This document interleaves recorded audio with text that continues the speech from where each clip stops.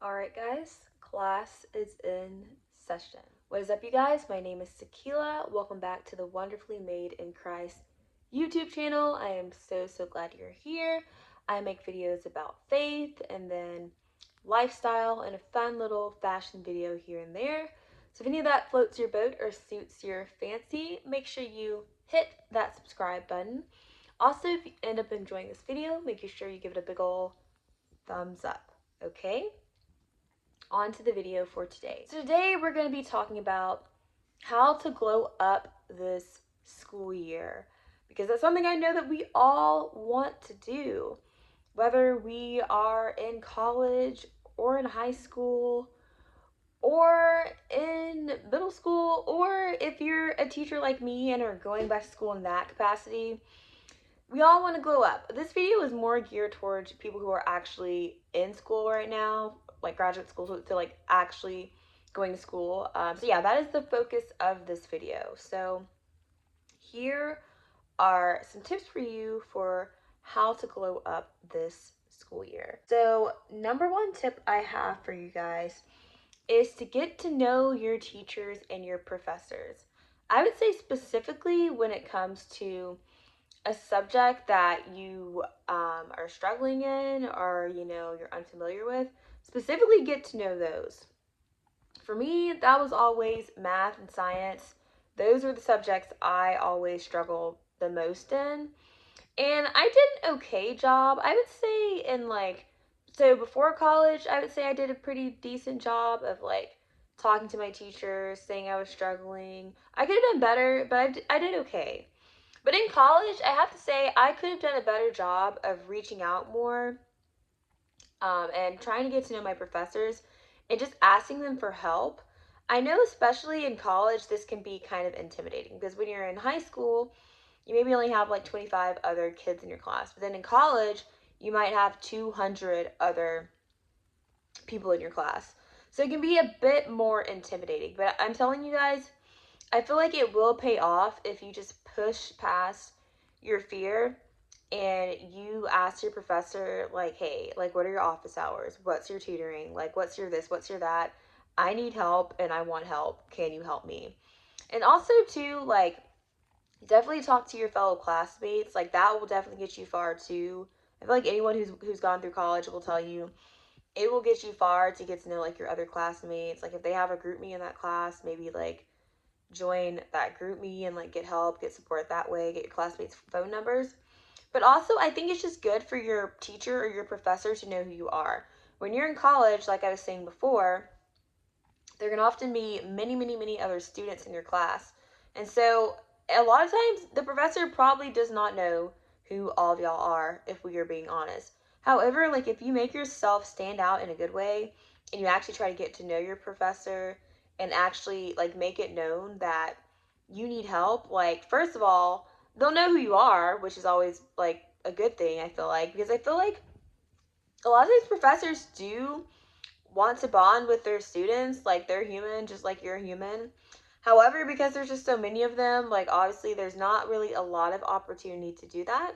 So if you're one of those who's like making yourself known and actually trying to like get to know them some, I feel like that, having that as a skill, I feel like will get you far in life. Just being able to have connections with people, even if it's only for like a semester. So yeah, do that. And also too, like, you never know how later on down the line that person could help you get a job or help you get another type of opportunity. So get to know your professors, specifically the professors that you subject that you are having trouble with. And yeah, I feel like they probably, if they're decent, kind-hearted people, will have compassion on you and help you. And you never know, maybe even down the line, they will help you in another endeavor later on. All right. Number two is, please do not wait till the last minute to do your homework and to study. I know a lot of us have all done that, myself included, like 100%. But it's just not helpful. It's not helpful to you. It's not helpful to your future self. It's not helpful to anyone. So if you can, I know in college, in high school, in middle school, I'm pretty sure you guys out there are busy with whatever it is you're doing. Maybe you have extracurricular activities, you want to have a social life outside of school, and I get it. We're busy. However, I want to talk in this video about cultivating good skills that will help you later on in your life, ultimately, because the skills that you do develop as a young person, you will carry those skills, or not even skills, like skills too, but those habits, good or bad, you will carry that into your adult life. So I'm trying to help us, you guys in this community, build good, solid habits that you can carry over into your adult life that will help you as opposed to hinder you. So that kind of is what I want to be the vibe of this video. So yes, so what was I saying? I was saying don't wait till the last minute. So whether you know it or not, like, not waiting till the last minute typically is a habit, and habits can be hard to break. So anyway, a lot of us who wait till the last minute, it's not like we do that every now and again. Typically, a lot of us who do that have done that on a regular basis and have done that for years, ultimately.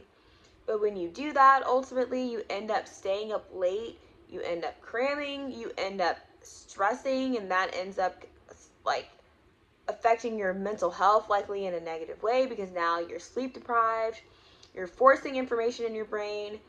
Now, like, there's maybe a fun event you could have went to, but now because you waited to the last minute and you have to study, now you have to prioritize that over if you would have done that before. You could have been relaxing, going to the events you wanted to go to. You could have been taking it easy, but because you waited to the last minute, now it's just affecting you in a negative way. So do your best to not wait to the last minute. And that actually moves me into my third point, is if you are a person who struggles with waiting to the last minute, putting things off, and I've done this too, here's a tip for you. My tip is to break things up. Break things up. This has been really effective for me, because also I feel like I kind of get overwhelmed pretty easily sometimes too when I look at all the work it seems like I have to do. So also I feel like it can sometimes just trick your mind into starting if you just break things up. So maybe break things up. I know a trick that a lot of people use is breaking things up into 20 to 50 minutes and then taking a 5 to 15 minute break in between. I feel like this is helpful because it makes your work just more manageable. It makes it appear more manageable, and it makes it actually more manageable. And now you can look forward to taking like a little break as well in between your work. Whereas if you're just studying and studying and studying, it's just easy to get like exhausted from doing that. It's easy to get tired. It's easy to, honestly, when you're doing that, to want to give up. And then before you know it, like, you close your books and like you're binge watching a show or on TikTok or YouTube or whatever. So I would highly suggest trying to study or do homework in that way. So 20 to 50 minutes of work, 5 to 15 minutes of rest, and then just repeat that ultimately. And also too, this was not in my notes, but I feel like it's worth talking about. Also, try to have a schedule for yourself. This is something that really helps me out there. Maybe some people naturally are just more organized people, but I feel like it's helpful when you completely schedule out your day so you know what to do, what to expect. And I feel like when you schedule it out and write it out, it's easier to use your time well. Because when you don't schedule it out, it's just so easy to waste your days.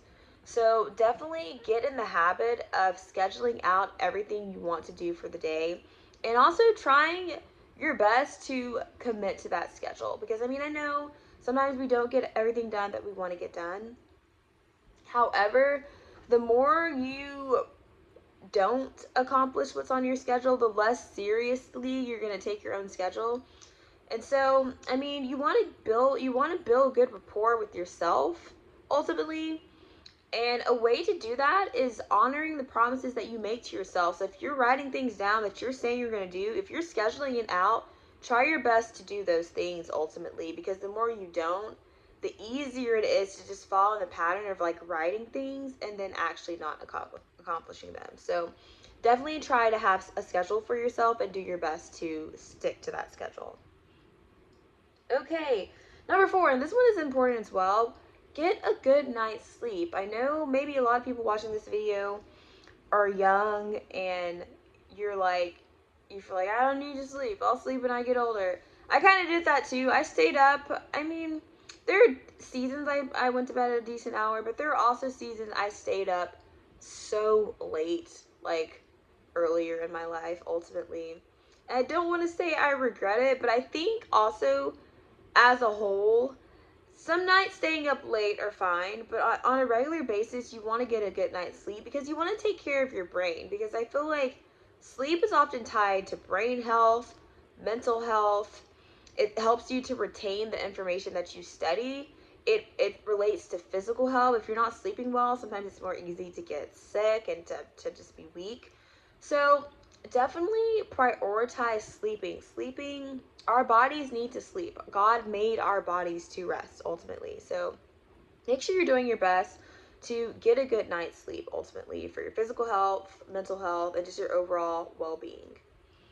Okay, and my last tip for you guys is to put effort into your appearance. This is another thing I wish I would have done more of earlier in my life. I think there were times I looked fine, but there were a lot of times where I just like showed up to class in like leggings and a t-shirt and just like my hair not looking the best.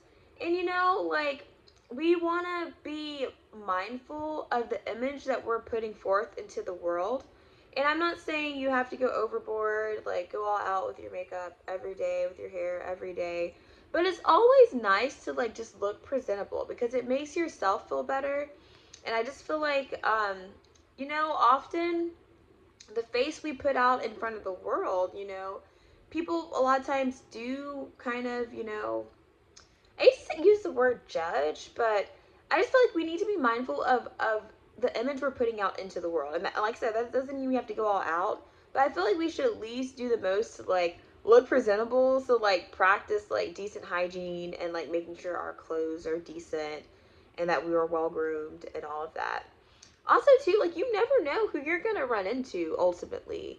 Like, you never know who you're going to run into who later, like I was talking about, helps you get an opportunity. Because sometimes you can run into someone, and let's say they work in the field that you want to work in, and, like, you guys strike up a conversation, and then later they offer you a job. You just never know the people that you're going to face. So, like, you want to face the world looking your best, I guess, or looking, you know, looking presentable. And so, yeah, I think I'm just gonna leave it there. If you enjoyed this video, please do me a favor and give me a big ol' thumbs up.